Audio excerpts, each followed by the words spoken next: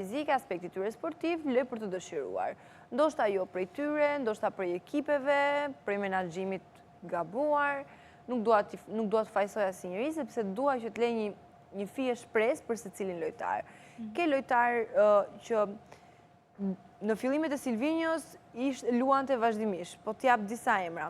Po t'jap Nedim Bajramin që luante kur erdhi Silvinjo te kombëtarja shqiptare, luante tek Sassuolo, ndërsa tani as nuk grumbullohet nga Rangers.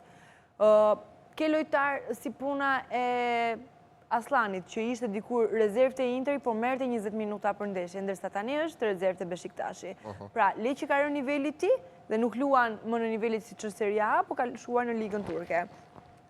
Mos filloj dhe me analizat e lojtarëve të tjerë, që kishe brojën që vlente 20 milion euro, 25 milion euro në tregun botror, dhe tani vlen vetëm 5 milion euro. Pra, është dhe rënja e cilësisë së futbollistëve.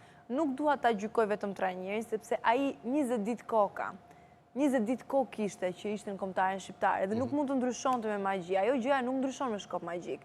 Ajo gjëja ndryshon me përgatitje, me njohjen e lojtarëve nga afër, sepse është tjetër gjë, edhe trajnerët vetë thonë, tjetër gjë një lojtar që ta shikosh nga larg dhe tjetër gjë të komunikosh vetë me të.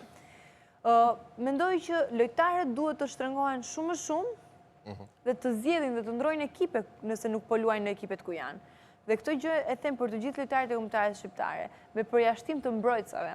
Po them edhe Mario Mitaj kur ishte në Rusi, kur luante në Rusi, kishte minutazh, ndërsa tani në Arabinë Saudite s'ka minutazh. Lojtari jonë më premtues, që për mendimin tim dhe më i miri teknikisht, që është Mario Mitaj në sytë e mi të paktën, ai nuk po luan rregullisht në Arabinë Saudite. E kërkon Roma atë. Si? E kërkon Roma, do ta marrë Roma, Mario Mitajn. Është një lajm i rem që ka dalë nga dikush, nuk ka asnjë kërkesë nga Roma, sa për dieni. Vetë me agjentët apo me ekipin e menaxhimit të Mario Mitaj nuk ka pas një kërkesë dhe nuk ka. Është thjesht një njeri që del dhe poston të ashtu quajtur vetë gazetar dhe nuk verifikojnë burimin. Jemi të qartë për këtë gjë.